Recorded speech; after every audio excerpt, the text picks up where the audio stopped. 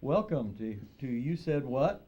It's a panel discussion that helps to, or attempts to, answer the questions that you have about life. If you have any questions, we want you to email them to henryroncancio@me.com. Today we're joined by Dr. Bert Alexander, who is the Associate Minister at the Webb Chapel Church of Christ and also the Chaplain for the Farmers Branch Fire Department, and Steve Steele, who is the founder and director of James Group Ministry, which is a faith-based recovery ministry. Now, our question for today is, what is the source of sin's excitement? And by way of introducing that subject, I'd like to mention a passage in the Bible.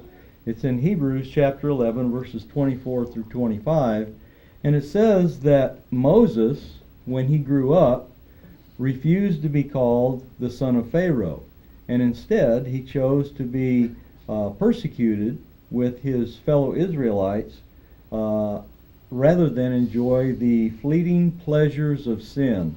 So even the Bible says that there is pleasure in sin. Dr. Burt, what do you have to say about that? Well, I think that if sin if it weren't exciting, nobody'd do it. I think that's really the hook for sin, is to get you to do something that you think is exciting, or maybe something that has a lot of adventure, or just something you're really not supposed to do. It has an allure. James talks about that in his letter, about the concept of sin. It looks alluring, and when you start looking at it, you start getting excited about it, and you want to participate in it. And then when you do it, it leaves you empty. Sin, the whole excitement thing. I think that's the hook by which Satan uses to catch us. Steve? I've often thought about my own life and the exciting things that I like to do. I like to drive fast machines, motorcycles, automobiles. I have done some exciting things in some aircraft, and they all involve some level of adrenaline, a chemical that's released in our bodies that makes your heart beat faster and has a tendency to really elevate things that are that we're doing into something that we call excitement. But the interesting thing about that is that the event, if you'll call that for me right now, that's like the car that's going fast, the motorcycle that's going fast. The event, you understand, is creating a chemical reaction in us. So it doesn't have to be the event, you understand, that causes the reaction. It can be an idea that causes the reaction. So let's think for a minute. What is the ultimate power that humans could find on earth without God? It would be violence. Violence is the extreme in that case. So, if we're going to look at pleasure, which the earth or the planet or creation has to offer as well, what is the extreme pleasure that only the world can offer? That would be immorality, something against God. Doing something against God is naturally, and I mean that because He has made us this way, it is naturally going to create an adrenaline rush, not because of what we've chosen to do, but because of who it's against, or what we are defying, or what we are doing that is not right or wrong. However, we'll mask that with what we're actually doing, like, let's say, adultery. We are committing adultery, do you understand? In actuality, what we're doing is committing immoralities. But we rename things. We even call adultery an affair now. Mm-hmm. An affair used to be a good thing. in the English language. It's not any longer. And so at some point we have not only renamed immorality and given it other names so that it doesn't have any connection to God, but we're even becoming even more and more desensitized to it in our culture. Wow, I think you had a you said what moment there. Very good. And to just add to your thought there, one of those words that we used to use was for a sin that was committed was homosexuality, and now we call it gay, which used to be a word for happy and pleasurable thing, being gay.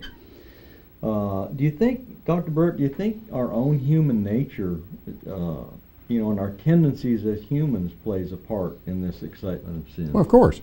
The original sin had to do with the fact that Satan confused Eve and Adam into thinking that by doing something that God had told them not to do, they in essence were pulling their own strings. They could be their own gods. And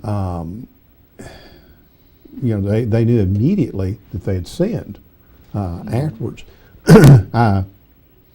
The concept of this excitement comes from the fact that we want to pull our own strings. We want to be in charge of everything in our lives, and ultimately, we don't want anybody telling us what to do. Right. I think one of the funniest lines from my whole life was when I was working with teenagers about 20 years ago as a youth minister, and we had a young man in high school who was very belligerent, and he said he couldn't wait to get out of high school so that he could join the Marines so nobody would ever tell him what to do again. You said what? Right. But I think that kind of epitomizes how we are. We want to have the illusion of thinking that we're in charge. Mm-hmm. of our lives and of everything, our pleasures, our goals, aspirations, and everything, and we're really not. And sin, like Steve was talking about, this concept of adultery. Sin is, adultery would be a situation of wanting to have something that's not yours, something that doesn't belong to you, something that you have no right to be involved in. Yet, because I want to be my own God, I want to be the God of my life. It's okay for me to do that. I'll rewrite the rules for me. Right. And a lot of people have a God complex. They really do think that they're special. Yeah. Steve, what do you think? What is the difference between you and God? Well, he never thinks he's you. Mm-hmm. And so that's an old joke. Right. But he's just like Dr. Bert says, sometimes we start thinking we are. Mm-hmm. Enticement is an interesting element, if you will, in making things exciting. Uh-huh. As a matter of fact, when we look at some of the words and the origins of them, we can find that if we look at the word lured, it's a fishing term. Mm-hmm. It's found in James when it talks about being enticed. And so let's talk about that for a minute. What kinds of lures do you suppose Satan has in his tackle box? There are going to be all the right ones depending on where he is and the circumstances that he is dealing with. Let's say that Bert and I were going to go to Alaska, and we were going to trap rabbits. We're trappers. Mm-hmm. And we're going to sell rabbit furs. Where would we go? We would go out in the wilderness where rabbits are, and we would have rabbit traps. And where would we put the traps? Well, we'd put the traps where the rabbits go. Mm-hmm. And we'd look for signs of where they are and place them in strategic places, and then we would put some kind of bait in that trap, probably carrots, something they can't get in the middle of winter. And then what would we do? We would go back to the cabin and put our feet up by the fire and let the rabbits do the work. And so at some point, do you understand, we're still doing that these days. This is still the way it goes. Mm-hmm. And do you suppose there are resentment traps out there? Do you think maybe there might be some envy traps? Do you suppose that if we looked hard enough, we might find lust traps of all kinds and all types? And so it really does kind of boil down to this. It's still the same. It's not new. The bait that's used and the idea that you get the rabbits to do the work is still the sad part of any of that kind of thing. In the past, I think we've had, as church representatives, let's say, I think we've had a tendency to give people the indication that sin was not pleasurable, and yet we know, just from experience, our past experiences, our own experiences, that sin can be pleasurable. It depends on the situation. The problem is the outcome, as we all know. That is a real problem. Dr. Bert, you think our own arrogance would have anything to do with it? Oh, sure. I'm just thinking what you were talking about. I think if sin weren't fun, Satan couldn't get us to do it. Right. We have, Steve and I have discussed this concept before, that we have for years and years and years given the wrong impression of who Satan is. He's not a guy in a red outfit with a pointy tail and a pitchfork and horns. Right. He's smooth. He's very suave. He's cool. He's what people want to be like. Men want to be like him, and women want to be with him because he has that natural charm. If it weren't for that, Steve's talking about the lures and the traps and what have you. Satan would not be able to get us to lose our mortal souls if he came with came at us head on. He does this because he's sneaky, he's sly, he's smart. He's not as smart as God, Right. but he's probably smarter than we are. In the recovery world, when people are trying to get off of habit-forming things,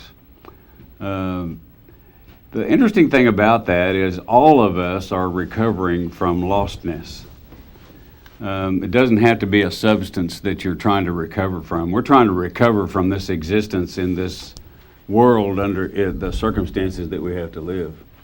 But we can go all the way back to the Egyptians and the Hebrews and the captivity, do you understand, of the Hebrews and the godlike hold that the Egyptians had on those people. Right. And I think one of the phenomenons of that entire story is that Moses came to tell Pharaoh to let my people go. And there were 10 plagues that were some of the awfulest things that you could read about or even think about happening. And all of the Hebrew nation at the point just got to witness the whole thing without being affected themselves. Literally, the next door neighbor's got boils on him and you don't. The next door neighbor's buried in dead frogs and you're not. The idea, do you understand, that they would have witnessed such a phenomenon, and then you take them off into the desert. And here's what they say: why did you bring us here? Weren't the cemeteries big enough in Egypt? Did you have to bring us out here to die? And they totally forget about who's bringing them and what he did to get them free and all those things. But at the same time, that they are speaking of their addiction to Pharaoh and his way of doing things and their slavery. We want to go back there. Pharaoh's standing there saying, we've lost the services of the Hebrews. Let's go get them. And they're addicted to the Jews. Right. So if this doesn't speak to the depth, if you will, of the nature of Satan and evil and its sinisterness, Right. He has those two people begging, do you understand, get rid of them. I don't want another plague on my people. And they're saying, oh gosh, we're so glad to be out of slavery. In a matter of days later, they're longing for each other as if they were good. Oh, we had good food. Yes. The leeks and the melons. Yes. It was hard work, but it was a steady job. Is that not some level of insanity? Sure it is. Exactly. Who's going to restore us to sanity in the midst of our sin? Would maybe be a good question for another show sometime. Exactly. Well, I think that what you're getting at there, that kind of a hypnotic state that sin can put us into, causes us to depend on it, and that dependency is certainly there, and we see that played out in many ways. And one of the terms we use today to talk about that is we hear people talk about, well, that person is starring in their own movie, indicating me, myself, and I are the stars of everything. You know, there in Philippians chapter 2, many folks believe that this was a song in the first century church, but it says we need to have the mind of Christ, who didn't consider being equal with God, something that he wanted to hang on to, but something to give up. Jesus did not get hooked on the fact that he wanted to be wealthy, or that he wanted to be famous, or that he wanted to be important. And those are things that drive all human beings. Right. And he gave those up. I know some people said, well, he gave up, some of his qualities of deity in order to be here on earth as a man. He gave up the stuff that we're asked to give up as well, because why would we have the same mind as Jesus? I can't give up deity. I don't have deity to be able to give that up. Right. But I can give up the desire to be powerful, or the desire to be rich, or the desire to be famous. Let's briefly, very briefly, just mention some of the things that, some of the results of this excitement that we feel when we do involve ourselves in some kind of sin or some mistake that we've committed that we know is wrong. What are some of the results of that? Is it all good and happy? I don't know. There's shame, embarrassment, could be self-loathing. There's a lot of really negative stuff that comes out of sin. The front side of sin, Satan front loads it with positive stuff so that he can cover up all the yucky stuff that's on the backside that he doesn't want us to see. What do you think? I think he wants to tell you the beginning of the story, but he doesn't want you to know the end. Right. That kind of thing. One of the smartest things he's done that I can tell is that he's not revealing himself. So consequently, because he doesn't reveal himself, then he isn't real. Yeah. And so the facts are this: we're allergic to doing things against God.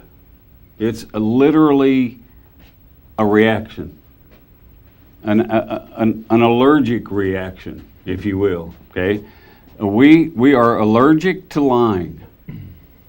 I'll tell you how I know is because we can measure the response on a machine. That's called a lie detector. Right. Okay. Now, there are a few people in the world who can fool a lie detector, but they have to really, really train themselves in such a way as to almost delete the way they feel. They almost have to become just absolutely numb inside, indifferent, if you will, to be able to do it. And it takes a lot of training. And so, if that's the case, what else are we allergic to, and what else do the reactions look like? Well, I think guilt and shame are a reaction, an allergic reaction to subjecting ourselves as God made us to something that is not good for us. Right. It's like a cold. It's like a disease. It's like anything else you want to compare it to. There are a number of things that can cause allergic reactions in us to the way that life happens. I think resentment is a little bit like cancer in its nature. Its intent is to destroy. Destroy whom? The one with the resentment, not the one that created it. It has been said it's like drinking poison waiting on the other person to die. And wouldn't that be a sweet, a little tool for Satan to use, Niendstadt, to do exactly what he said he was going to do, and that would be to come here and kill and destroy. But we think it's going to be some kind of Armageddon event, when in fact what he's going to do is he's going to put us in situations that make us choose, and sometimes we're choosing out of our ignorance. Right. For how that might work. Peter says that Satan is like a roaring lion. That you think lions really are basically lazy. They would rather go after something slow or something young or something disabled rather than attack the whole pack. I have a friend who came from South Africa, and he was talking about the fact that there's someone that was there visiting, and you could drive out not too far away into areas where you see animals in the wild, and they were told, do not get out of the car.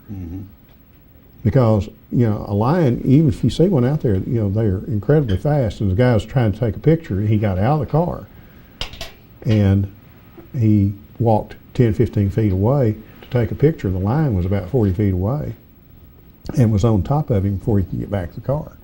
And the way they had to get the lion off was to literally run over him in their Jeep to push the lion off.